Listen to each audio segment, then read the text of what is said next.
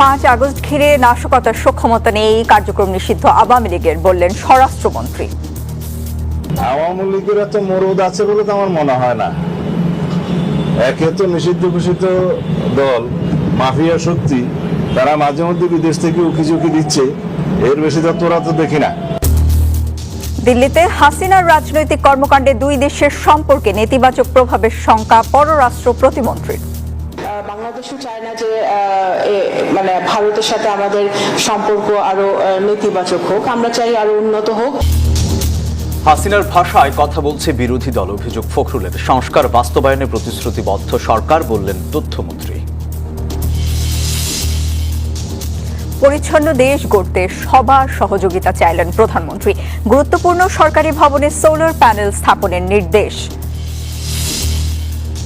এখনো চূড়ান্ত হয়নি রাষ্ট্রপতি নির্বাচনের তফসিল।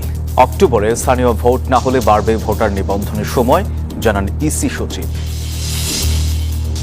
লক্ষ্যমাত্রার চেয়ে 30% বেশি ব্যাংক ঋণ নিয়েছে সরকার। বেসরকারি বিনিয়োগ ও কর্মসংস্থান ব্যাহত হওয়ার শঙ্কা অর্থনীতিবিদদের। আজ থেকে আলোচনা শুরুর ট্রাম্পের বার্তা, নাকচ করে দিল ইরান। হরমুজ নিয়ে চূড়ান্ত পর্যায়ে তেহরান ওমানের বৈঠক। দর্শক, স্বাগত নিউজ 24 সংবাদে। পুরো সংবাদে আপনাদের সাথে আছি আমরা দুজন, আমি সোহাগ বক্স এবং আমি সঞ্জিদা ইসলাম। দর্শক দেখছিলেন বিআরবি কেবলস সংবাদ শিরোনাম। 5 আগস্টকে কেন্দ্র করে দেশের নাশকতা করার মতো সক্ষমতা নিষিদ্ধ সংগঠন আওয়ামী লীগের নেই। তবে দেশের আইন শৃঙ্খলা পরিস্থিতি নিয়ন্ত্রণে রাখতে সর্বোচ্চ চেষ্টা রয়েছে সরকারের, এমনটাই জানিয়েছেন স্বরাষ্ট্রমন্ত্রী সালাউদ্দিন আহমদ। সচিবালয়ে তিনি আরো বলেন, উগ্রবাদীদের তৎপরতা নিয়ন্ত্রণে পুলিশের বিশেষ বাহিনী কাজ করছে। বিভিন্ন জায়গায় বোমা পাওয়ার বিষয়টিও খতিয়ে দেখা হচ্ছে। ছাত্র জনতার গণ অভ্যুত্থানে 2 বছর আগে 24-এর 5 আগস্ট 17 বছরের ক্ষমতা ছেড়ে ভারতে আশ্রয় নেন শেখ হাসিনা। এরপর গত নভেম্বরে অন্তর্বর্তী সরকার আওয়ামী লীগের কার্যক্রম নিষিদ্ধ করে। অভ্যুত্থানের 2 বছর ঘিরে নিষিদ্ধ সংগঠনটি কোনো অপতৎপরতা চালাতে পারে এমন শঙ্কায় সতর্ক আইন শৃঙ্খলা বাহিনী। তবে স্বরাষ্ট্রমন্ত্রী জানালেন, বিদেশ থেকে উকিঝুঁকি দেয়া ছাড়া দেশে নাশকতা করার মতো সক্ষমতা নেই আওয়ামী লীগের। জানান, 5 আগস্ট উপলক্ষে একদিন আগে মঙ্গলবারে বিএনপি আয়োজিত আলোচনা সভায় উপস্থিত থাকবেন প্রধানমন্ত্রী তারেক রহমান। এটা যুগপৎ আন্দোলনের শরিক এবং অন্যান্য রাজনৈতিক দলের সবার নিয়ে আমরা আগামীকালকে একটা সভা করব কৃষিবিদ ইনস্টিটিউশনে, মাননীয় প্রধানমন্ত্রী উপস্থিত থাকবেন। আমরা ওখানে কথা বলবো। আওয়ামী লীগের এত মরদ আছে বলে তো আমার মনে হয় না। একে তো নিষিদ্ধ ঘোষিত দল, মাফিয়া শক্তি, তারা মাঝে মধ্যে বিদেশ থেকে উকিঝুঁকি দিচ্ছে, এর বেশি তো তোরা তো দেখি না। সম্প্রতি মেট্রো রেলের নিচে এবং সাভার সহ কয়েকটি জায়গা থেকে বোমা এবং বোমা সদৃশ বস্তু উদ্ধার করেছে আইন শৃঙ্খলা বাহিনী। এ বিষয়ে স্বরাষ্ট্রমন্ত্রী বলেন, উগ্রবাদ দমনে কাজ করছে বিশেষ টিম। কোনো পক্ষ হয়তো চেষ্টা করেছিল যে সাম্প্রদায়িক সম্প্রীতি বিনষ্টের কোনো কিছু করা যায় কিনা, আসলে আমরা সেটা সেভাবে দেখেছি এবং একটা তদন্ত পরিচালনা করছি আমরা। তবে আমরা সবসময় সতর্ক আছি এবং আমাদের এই জাতীয় বিষয়গুলো যারা অ্যাড্রেস করে আর কি, এই আমাদের উগ্রবাদী তৎপরতা বা এই জাতীয় সাম্প্রদায়িক সম্প্রীতি বিনষ্ট করার যে সমস্ত তৎপরতা, এগুলো যারা মনিটর করে, আমাদের স্পেশাল টিম আছে, তারা এই ব্যাপারে সতর্ক আছে। দুবাই আদালত বেনজির আহমেদকে জামিন দিলেও তা বাতিলে দেশটিতে আইনজীবী নিয়োগ করা হয়েছে, এমনটা জানিয়ে স্বরাষ্ট্রমন্ত্রী বলেন, কূটনৈতিকভাবেই তাকে ফিরিয়ে আনার চেষ্টা চলছে। আমাদের ল ফার্মকে আমরা অনুরোধ করেছি সার্টিফিকেট কপি তুলে কথা বলবো এবং আমরা এই ইনস্ট্রাকশন দিয়েছি যেন তার জামিন বাতিলের জন্য তারা পিটিশন দেয়, কারণ তার কাছে অন্যান্য দেশেরও পাসপোর্ট থাকতে পারে। শাহনাজ ইয়াসমিন, নিউজ 24, ঢাকা। পলাতক শেখ হাসিনার ভার্চুয়াল অনুষ্ঠানে অংশগ্রহণের ঘোষণা নিয়ে নয়াদিল্লির স্পষ্ট অবস্থান জানতে চায় ঢাকা। দুপুরে পররাষ্ট্র মন্ত্রণালয়ে এক ব্রিফিংয়ে পররাষ্ট্র প্রতিমন্ত্রী শামা উবায়েদ জানান, ভারতের মাটিতে শেখ হাসিনার যে কোনো রাজনৈতিক কর্মকাণ্ড দুই দেশের দ্বিপক্ষীয় সম্পর্কে নেতিবাচক প্রভাব ফেলুক, তা যায় না ঢাকা। একই সাথে আন্তর্জাতিক নানা জোট ও সম্পর্কের বিষয়েও সরকারের অবস্থান স্পষ্ট করেন তিনি। জুলাই গণঅভ্যুত্থানে পতনের পর প্রথমবারের মতো ভার্চুয়াল সংবাদ সম্মেলনে যোগ দেওয়ার ঘোষণা দিয়েছেন ভারতে পলাতক সাবেক প্রধানমন্ত্রী শেখ হাসিনা। আগামী 5ই আগস্ট ভারতের মাটিতে এই ভার্চুয়াল সংবাদ সম্মেলন নিয়ে দেশটির স্পষ্ট অবস্থান জানতে চায় বাংলাদেশ। পররাষ্ট্র প্রতিমন্ত্রী শামা ওবায়দ জানান, শেখ হাসিনার মতো দণ্ডপ্রাপ্ত রাজনৈতিক ব্যক্তির এ ধরনের তৎপরতা দুই দেশের দ্বিপক্ষীয় সম্পর্ক আরও জটিল করবে। ভারতে নিযুক্ত আমাদের এখানে হাই কমিশনার, নতুন হাই কমিশন তিনি এসেছেন, ওনার সাথে আমাদের খুবই সৌহার্দ্যপূর্ণ মিটিং হয়েছে। ফরওয়ার্ড লুকিং একটা অ্যাটিটিউড নিয়ে আগাচ্ছি ভারতের সাথে, সেটা ক্ষতিগ্রস্ত হোক সেটা আমরাও চাই না, এবং আমার বিশ্বাস, আমার গভীর বিশ্বাস যে ভারতও চায় না। তো সুতরাং এটা ভারতকেই ক্লিয়ার করতে হবে যে ভারত সমর্থন দিচ্ছে কি। তার বক্তব্যে উঠে আসে মুসলিম বিশ্বের সাথে বাংলাদেশের বিদ্যমান সম্পর্কের বিষয়টিও। সৌদি নেতৃত্বাধীন জোটের ভবিষ্যৎ নিয়ে এখনো ধোঁয়াশার কথা জানান তিনি। বাংলাদেশের সরকারের মনে হয়েছে বাংলাদেশের মানুষের স্বার্থে যে এই জোটে নীতিগতভাবে আমরা সমর্থন জানিয়েছি। এটার পরিধি কি হবে, কি পরিমাণে আমরা সংযুক্ত থাকবো সেটার কোনো বিশ্লেষণ হয়নি। আমরা নীতিগতভাবে এই জোটের সাথে শরিক হয়েছি। এটা অন্য কোনো গোষ্ঠী বা অন্য কোনো কারো বিরুদ্ধে এটা নয়, এটা জাস্ট বাংলাদেশের স্বার্থে, বাংলাদেশের মানুষের স্বার্থে আমরা এটা এই নীতিগতভাবে আমরা এই পলিসিতে আমরা একমত। জাতীয় স্বার্থকে সর্বোচ্চ অগ্রাধিকার দিয়েই বর্তমান সরকার আন্তর্জাতিক সব কূটনৈতিক পদক্ষেপ গ্রহণ করবে বলেও জানান পররাষ্ট্র প্রতিমন্ত্রী। বাংলাদেশ সবার সাথে সম্পর্ক রাখবে। শিহাব জাহিদ, নিউজ 24, ঢাকা। বিরোধী দলের নেতারা শেখ হাসিনার ভাষায় কথা বলছেন বলে অভিযোগ করেছেন স্থানীয় সরকার মন্ত্রী ও বিএনপি মহাসচিব মির্জা ফখরুল ইসলাম আলমগীর। জুলাই সনদ নিয়ে জনগণকে বিভ্রান্ত করা হচ্ছে বলেও জানান তিনি।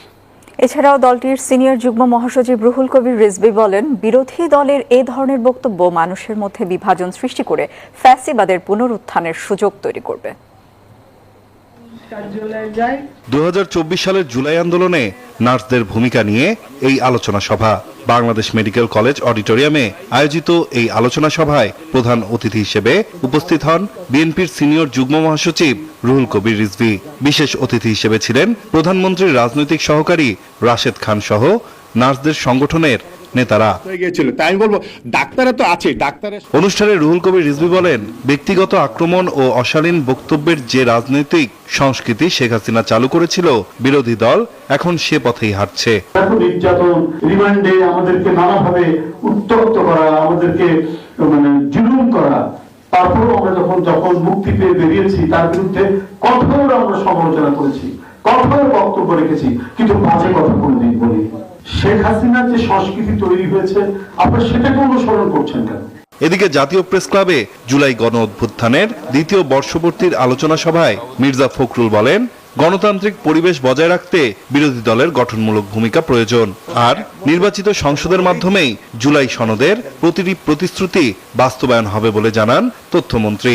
জুলাই সনদের প্রত্যেকটি অক্ষরকে আমাদের সরকার বাস্তবায়ন করতে চায়। এই সকল কিছুই করতে হবে জনগণের নির্বাচিত পার্লামেন্টের মাধ্যমে। আপনারা আসুন আলোচনা করি, পার্লামেন্টে আলোচনা করি, আলোচনা করে সিদ্ধান্ত নেই, কথা বলি কোন কোন জায়গায় আলোচনা আছে। তখন যদি একমত না হয় বেরিয়ে যাবেন, আলোচনা করেন। কিন্তু এখন যে ভাষায় সম্মানিত বিরোধী দলের নেতারা কথা বলছেন, বাইরে 5 বছর করতে দেব না, এটা ভাষায় কথা বলতেন আপনারা আমাদের হাসিনা। জুলাই গণ অভ্যুত্থানের চেতনা বাস্তবায়নে ঐক্য, গণতান্ত্রিক চর্চা এবং সংসদ কেন্দ্রিক রাজনীতির ওপরই জোর দেন বক্তারা। নাইম আলচিকো, নিউজ 24, ঢাকা। পরিচ্ছন্ন দেশ গড়তে দেশবাসীর সহযোগিতা চেয়েছেন প্রধানমন্ত্রী তারেক রহমান। সোমবার ফেসবুকে এক ভিডিও বার্তায় তিনি এই সহযোগিতা চান। এদিকে বেজার গভর্নিং বোর্ডের সভায় অর্থনৈতিক অঞ্চলকে সবুজ শিল্পাঞ্চল হিসেবে গড়ে তোলার আহ্বান জানান প্রধানমন্ত্রী। এদিন আরেকটি সভায় জ্বালানি সংকট মোকাবিলায় গুরুত্বপূর্ণ সরকারি ভবনে সৌর প্যানেল বসানোর নির্দেশ দেন তিনি। সাইফুল ইসলামের রিপোর্ট। আগামী প্রজন্মের জন্য একটি বসবাসযোগ্য বাংলাদেশ গড়তে দেশবাসীর প্রতি আহ্বান জানিয়েছেন প্রধানমন্ত্রী তারেক রহমান। সকালে প্রধানমন্ত্রী তার ভেরিফাইড ফেসবুক থেকে এই আহ্বান জানান। আমরা যদি আজকে থেকে প্রত্যেকে সচেতন হই, আমাদের হাতের আবর্জনা বা ব্যবহারকৃত আবর্জনা যদি নির্দিষ্ট জায়গায় সুন্দরভাবে আমরা গুছিয়ে ফেলি, তাহলে ধীরে ধীরে হয়তো আমরা আমাদের এই বাংলাদেশটাকে আবর্জনা মুক্ত করতে পারবো, সুন্দর একটি পরিবেশ গড়ে তুলতে পারবো। দেশটা তো আমাদের সকলের। আমরা সকলে মিলে যদি চেষ্টা করি, সকলে মিলে যদি একটু একটু করে করি, তাহলে আমরা বড় কিছু করতে সক্ষম হব। প্রিয় দেশবাসী, আপনাদের কাছে আজকে এই সহযোগিতাটা আমি চাইছি। এদিকে সচিবালয়ে প্রধানমন্ত্রীর সভাপতিত্বে বাংলাদেশ অর্থনৈতিক অঞ্চল কর্তৃপক্ষ বেজার গভর্নিং বোর্ড সভায় বিনিয়োগ বৃদ্ধি, কর্মসংস্থান সৃষ্টি ও পরিবেশ সুরক্ষায় বেশ কিছু গুরুত্বপূর্ণ সিদ্ধান্ত নেওয়া হয়। পরিবেশটিকে সুন্দর পরিষ্কার রাখা। সভার সিদ্ধান্ত অনুযায়ী সরকারের 25 কোটি বৃক্ষরোপণ কর্মসূচির অংশ হিসেবে দেশের প্রতিটি ইপিজেডে বৃক্ষরোপণ করা হবে। এরই অংশ হিসেবে বিভিন্ন ইপিজেডে মোট 1,25,000 বৃক্ষরোপণের সিদ্ধান্ত নেওয়া হয়েছে। সচিবালয়ে আরেকটি সভায় জ্বালানি সংকট মোকাবিলায় সরকারি গুরুত্বপূর্ণ ভবনে সৌর প্যানেল স্থাপন, সোলার ইনভার্টার উৎপাদনের কাঁচামাল আমদানিতে সহায়তা এবং সৌরবিদ্যুৎ সাশ্রয়ী করার নির্দেশনা দিয়েছেন প্রধানমন্ত্রী তারেক রহমান। এদিকে সচিবালয়ে প্রধানমন্ত্রী তারেক রহমানের সঙ্গে সৌজন্য সাক্ষাৎ করেছেন দক্ষিণ কোরিয়ার বাণিজ্যমন্ত্রী ইউ হান কু। এ সময় বাংলাদেশ ও দক্ষিণ কোরিয়ার মধ্যে স্বাক্ষর হতে যাওয়া কম্প্রিহেন্সিভ ইকোনমিক পার্টনারশিপ এগ্রিমেন্ট বিষয়ে প্রধানমন্ত্রীকে অবহিত করেন দক্ষিণ কোরিয়ার বাণিজ্যমন্ত্রী। প্রধানমন্ত্রী দক্ষিণ কোরিয়ার কোম্পানিগুলোকে বাংলাদেশে খেলনা, ইলেকট্রনিক্স, টেলিযোগাযোগ, অটোমোবাইল, সেমিকন্ডাক্টর এবং জাহাজ নির্মাণ খাতে বিনিয়োগের আহ্বান জানান। সাইফুল ইসলাম, নিউজ 24, ঢাকা।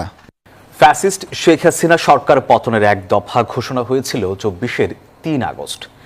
রাজধানী সহ সারা দেশে যখন সরকারের পেটোয়া বাহিনী এবং আওয়ামী অস্ত্রধারীরা নির্বিচারে ছাত্র জনতাকে হত্যা করছিল, তখন বৈষম্য বিরোধী ছাত্র আন্দোলনের ডাকে ভয়কে পরোয়া না করে বিভিন্ন সড়কে নেমে আসেন মানুষ। কেন্দ্রীয় শহীদ মিনারে সেদিন লাখো মানুষের সমাবেশে ঘোষণা আসে সরকার পতনের এক দফা দাবির। ছাত্র জনতা ঘোষণা করে মার্চ টু ঢাকা কর্মসূচি। একই সময় রাজনৈতিক অঙ্গনেও বাড়তে থাকে অনিশ্চয়তা। নাইমাল জিকোর প্রতিবেদন। সকাল থেকে রাজধানীর বিভিন্ন এলাকা থেকে মিছিল নিয়ে মানুষ জড়ো হতে থাকেন কেন্দ্রীয় শহীদ মিনারে। টিএসসি, দোয়েল চত্বর, ঢাকা মেডিকেল, পলাশী, নীলক্ষেত সহ আশেপাশের সড়ক জনসমুদ্রে পরিণত হয়। একই সময় বাড্ডা, রামপুরা, বনশ্রী, সায়েন্স ল্যাব ও মিরপুর 10 এলাকাও সড়ক অবরোধ ও বিক্ষোভ চলে। বিকেলে কেন্দ্রীয় শহীদ মিনারের সমাবেশ থেকে বৈষম্য বিরোধী ছাত্র আন্দোলনের সমন্বয়করা সরকার ও মন্ত্রিসভার পদত্যাগের এক দফা দাবি ঘোষণা করেন। একই সঙ্গে 4 আগস্ট থেকে সর্বাত্মক অসহযোগ কর্মসূচির ডাক দেয়া হয়। শেখ হাসিনার সংলাপের আহ্বানও সেদিন প্রত্যাখ্যান করা হয়। চট্টগ্রামে বৈষম্য বিরোধী ছাত্র আন্দোলনের এক দফা দাবির কর্মসূচিতে হাজারো ছাত্র জনতা নগরীর নিউ মার্কেট মোড়ে বিশাল সমাবেশ ও বিক্ষোভ মিছিল করেন। দিনভর পুলিশ ও আওয়ামী অস্ত্রধারীদের সাথে জুলাই যোদ্ধাদের দফায় দফায় সংঘর্ষ, ধাওয়া পাল্টা ধাওয়া হয়। বহদ্দারহাট এলাকায় 3 আন্দোলনকারী গুলিবিদ্ধ হন। রাজপথে আন্দোলন যখন নতুন মোড় নিচ্ছিল, তখন রাজনৈতিক অঙ্গনেও শুরু হয় নানা জল্পনা। ওই সময় ঢাকা দক্ষিণ সিটি কর্পোরেশনের তৎকালীন মেয়র শেখ ফজলে নূর তাপস সহ ক্ষমতাসীন দলের কয়েকজন প্রভাবশালী নেতার দেশ ছাড়ার ভিডিও ছড়িয়ে পড়ে সামাজিক মাধ্যমে। 3 আগস্টের এক দফা ঘোষণা, রাজধানী জুড়ে জনসমাগম এবং রাজনৈতিক অনিশ্চয়তা সব মিলিয়ে এই দিনই তৈরি হয় 5 আগস্টের ঐতিহাসিক পরিবর্তনের ভিত্তি। মুক্তি নিশ্চিত করতে হবে। নাইম আল চিকো, নিউজ 24, ঢাকা। স্থানীয় সরকার নির্বাচন নিয়ে সরকারের পক্ষ থেকে কোনো নির্দেশনা পায়নি নির্বাচন কমিশন, জানিয়েছেন ইসি সচিব আক্তার আহমেদ। সোমবার নির্বাচন ভবনে সাংবাদিকদের এই কথা জানান তিনি। বলেন, এই বিষয়ে কোনো আলোচনা হয়নি, তবে নির্বাচন করার সব প্রস্তুতি নিয়ে রাখছে ইসি। বলেন, রাষ্ট্রপতি নির্বাচন নিয়ে এখন কোনো দিনক্ষণ ঠিক হয়নি, তবে সংসদের কাছে ভোটার তালিকা চেয়েছে ইসি বলেও জানান তিনি। 31শে জুলাই পর্যন্ত নিবন্ধিত ভোটারদের নিয়ে ভোটার তালিকা চূড়ান্ত করার সিদ্ধান্ত নাও থাকতে পারে বলে জানালেন সচিব। স্থানীয় সরকার নির্বাচনের সম্পর্কে সুস্পষ্টভাবে আমাদের কাছে কোনো নির্দেশনা নাই। তাহলে 31শে জুলাইয়ের ভোটার তালিকার যে কাট অফ পয়েন্ট, এটা পরিবর্তন হতে পারে বা নাও হতে পারে। তো এটা পরবর্তীতে কমিশনে যেভাবে আলোচনা করা হবে সেটা।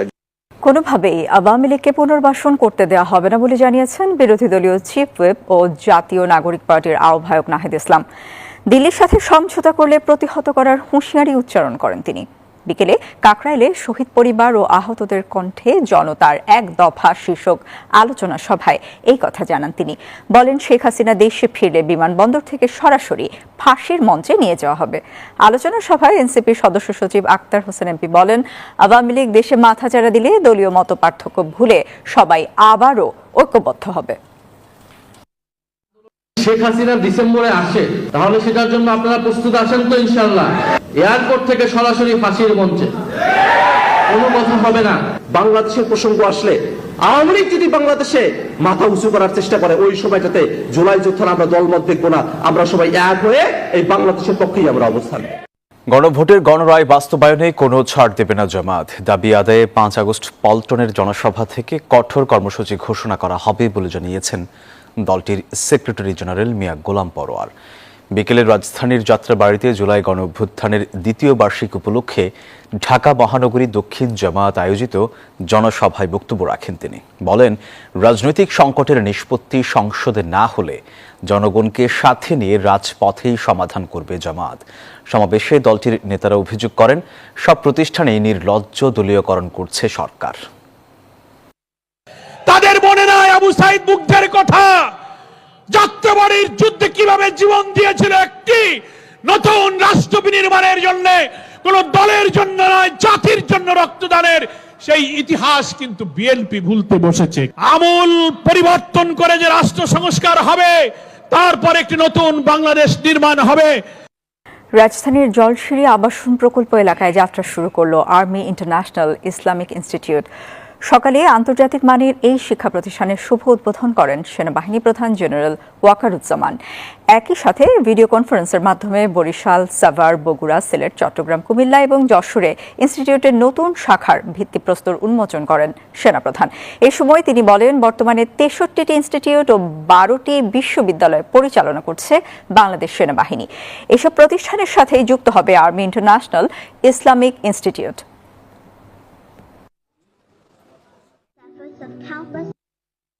আমাদের প্রায় 63টা ইনস্টিটিউশন আমরা চালাই, 12টা ইউনিভার্সিটি চালাই সারা বাংলাদেশে, এবং এই এখন ইসলামিক এই ইনস্টিটিউশনগুলো অ্যাড হবে এটার সাথে। এবং আমি আমাদের যেই স্কুল কলেজগুলো আছে সেটার ক্যাপাসিটি আমি ডাবল করতে বলেছি, এবং এটা 2030-এর মধ্যে এই ক্যাপাসিটি ডাবল হয়ে যাবে। প্রায় 5.5 কোটি টাকার জ্ঞাত আয় বহির্ভূত সম্পদ অর্জনের অভিযোগে ছাগলকাণ্ডে আলোচিত এনবিআরের সাবেক কর্মকর্তা মতিউর রহমানের বিরুদ্ধে চার্জ গঠন করে বিচার শুরুর আদেশ দিয়েছেন আদালত। সোমবার ঢাকার বিভাগীয় স্পেশাল জজ আদালত এই আদেশ দেন। একই সঙ্গে এই মামলায় সাক্ষ্য গ্রহণের জন্য আগামী 14 সেপ্টেম্বর তারিখে ধার্য করেন আদালত। এর মধ্য দিয়ে এই মামলার বিচার শুরু হয়েছে। এর আগে মতিউর রহমানের বিরুদ্ধে 2024 সালের 15 ডিসেম্বর এই মামলাটি করে দুর্নীতি দমন কমিশন।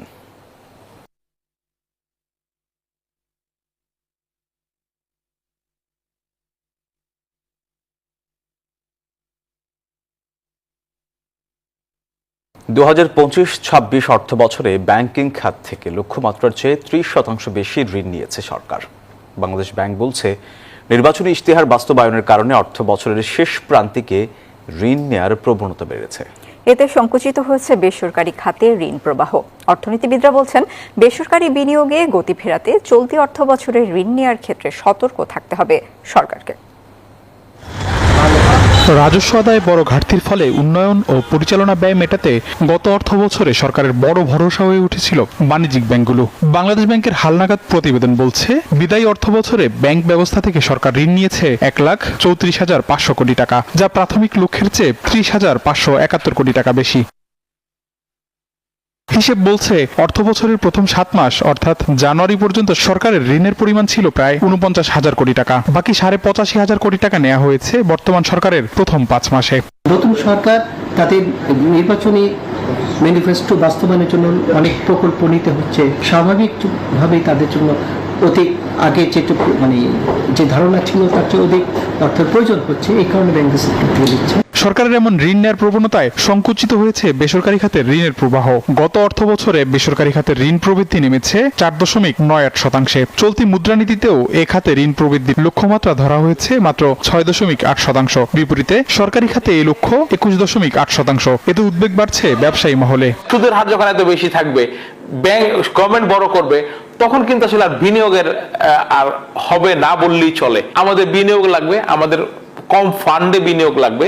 চলতি ঋণের কিন্তু ওয়ার্কিং ক্যাপিটালের শর্টেজ তৈরি হয়েছে, যে যথেষ্ট ওয়ার্কিং ক্যাপিটাল পাওয়া যাচ্ছে না। যদি সরবরাহ ব্যবস্থা ঠিক রাখতে হয়, তাহলে যে ওয়ার্কিং ক্যাপিটালটা প্রয়োজন সেটা ব্যাংকিং সিস্টেম থেকে পাওয়া যাচ্ছে না। ফলে আপনার বাজারে একটা সরবরাহ সংকট একদিক দিয়ে তৈরি হচ্ছে, উল্টো দিকে যেটা হচ্ছে একটা দাম বেড়ে যাওয়ার একটা প্রবণতা তৈরি হচ্ছে। অর্থনীতিবিদরা বলছেন, বেসরকারি বিনিয়োগে গতি ফেরাতে চলতি অর্থ বছরে ঋণ নেওয়ার ক্ষেত্রে সতর্ক থাকতে হবে সরকারকে। আগামী দিনগুলোতে যদি এই সরকারকে বেশি ব্যাংকের উপরে নির্ভরশীলতা না কমাতে পারে, তাহলে যেটা হবে যে বেসরকারি একটা বিরূপ প্রভাব পড়বে, এর ফলে অর্থনীতি প্রবৃদ্ধিটা ক্ষতিগ্রস্ত হবে, বাধাগ্রস্ত হবে। ঘাটতি মেটাতে ব্যাংক নির্ভরতা কমিয়ে অভ্যন্তরীণ আয় বৃদ্ধি ও বিকল্প অর্থের উৎস খোঁজার পরামর্শ দিয়েছে এই অর্থনীতিবিদ। অন্য উৎস থেকে বিশেষ করে রাজস্ব আদায়টা বাড়িয়ে যাতে ব্যাংক খাতে। আবি আব্দুল্লাহ, নিউজ 24, ঢাকা। আগামী 50 বছরে বাংলাদেশ চীন সম্পর্ক অর্থনীতি, বাণিজ্য ও প্রযুক্তিতে নতুন সম্ভাবনার দ্বার খুলবে বলেছেন প্রধানমন্ত্রীর পররাষ্ট্র বিষয়ক উপদেষ্টা হুমায়ুন কবির। আর চীনের রাষ্ট্রদূত ইয়াও ওয়েন বলেছেন, belt and road, Teesta, Mongla বন্দর এবং অর্থনৈতিক করিডোর সহ বাস্তব সহযোগিতার পরিধি আরও বাড়াবে দুই দেশ। রাজধানীর রমনায় কম্পারেটিভ গভর্নেন্স ফোরাম 2026-এর উদ্বোধনী অনুষ্ঠানে এসব কথা বলেন তারা। Bangladesh institute of international and strategic studies BIISSO চীনের ফুনান বিশ্ববিদ্যালয় school of international relation and public অ্যাফেয়ার্সের যৌথ আয়োজনে শুরু হয়েছে আন্তর্জাতিক প্রশিক্ষণ কর্মসূচি কম্পারেটিভ গভর্নেন্স ফোরাম 2026। রাজধানীর রমনায় BISS অডিটোরিয়ামে এই প্রশিক্ষণ চলবে 4 দিন ব্যাপী। এতে যোগ দিয়ে চীনের রাষ্ট্রদূত ইয়াও ওয়েন বলেন, সাম্প্রতিক উচ্চ পর্যায়ে যোগাযোগের মধ্য দিয়ে ঢাকা বেইজিং সম্পর্কে নতুন কৌশলগত উচ্চতায় পৌঁছেছে। আগামী দিনের অংশীদারিত্ব, পারস্পরিক আস্থা, যৌথ উন্নয়ন ও অভিন্ন সমৃদ্ধির ভিত্তিতে এগিয়ে যাবে বলেও মন্তব্য করেন তিনি। বাংলাদেশ চীন সম্পর্ক নতুন কৌশলগত উচ্চতায় পৌঁছেছে। বেল্ট অ্যান্ড রোড উদ্যোগ, তিস্তা নদীর সমন্বিত ব্যবস্থাপনা, মোংলা বন্দর উন্নয়ন এবং অর্থনৈতিক করিডোর সহ বিভিন্ন ক্ষেত্রে সহযোগিতা আরও বিস্তৃত করতে দুই দেশ একমত হয়েছে। আগামী দিনের অংশীদারত্ব হবে পারস্পরিক আস্থা, যৌথ উন্নয়ন ও অভিন্ন সমৃদ্ধির ভিত্তিতে। আর প্রধানমন্ত্রীর পররাষ্ট্র বিষয়ক উপদেষ্টা হুমায়ুন কবির বলেন, আগামী 50 বছরে বাংলাদেশ চীন সম্পর্ক অর্থনীতি, বাণিজ্য, বিনিয়োগ ও প্রযুক্তি নির্ভর শিল্পায়নে নতুন সম্ভাবনা তৈরি করবে। আগামী 50 বছরে বাংলাদেশ চীন সম্পর্ক অর্থনীতি, বাণিজ্য, বিনিয়োগ ও প্রযুক্তিতে নতুন সম্ভাবনার দ্বার খুলবে। সম্ভাব্য শূন্য শুল্ক বাণিজ্য, বড় বাজারে প্রবেশ এবং বৈশ্বিক সাপ্লাই চেইনে নতুন সুযোগ তৈরির ক্ষেত্র তৈরি হবে। চীনের উন্নত প্রযুক্তি, উৎপাদন সক্ষমতা ও বিনিয়োগ কাজে লাগিয়ে বাংলাদেশের শিল্পায়ন, কর্মসংস্থান এবং রফতানি বহুমুখীকরণের সুযোগ সৃষ্টি হবে। পাশাপাশি অবকাঠামো উন্নয়ন, আঞ্চলিক যোগাযোগ এবং সুশাসনের অভিজ্ঞতা বিনিময়ের মাধ্যমে দুই দেশের সহযোগিতা আরও বিস্তৃত হবে। উদ্বোধনী অনুষ্ঠানে BIISS ও ফুনান বিশ্ববিদ্যালয়ের মধ্যে গবেষণা, একাডেমিক বিনিময় ও নীতিগত সহযোগিতা বৃদ্ধিতে একটি সমঝোতা স্মারকও সই হয়। রাশেদ রায়হান, নিউজ 24, ঢাকা। ইরানের সঙ্গে আজ নতুন আলোচনা শুরু ট্রাম্পের দাবি নাকচ করেছে তেহরান। তবে হরমুজ প্রণালী নিয়ে ওমানের সঙ্গে আলোচনা চলছে বলে জানিয়েছে ইরানের পররাষ্ট্র মন্ত্রণালয়। আলোচনার কেন্দ্রে রয়েছে জাহাজ চলাচলের জন্য পৃথক প্রবেশ প্রস্থান লেনের পরিকল্পনা। বিশ্লেষকদের মতে হরমুজ ইস্যুতে সমঝোতার সম্ভাবনা থাকলেও পূর্ণাঙ্গ শান্তি চুক্তির সম্ভাবনা এখনও ক্ষীণ।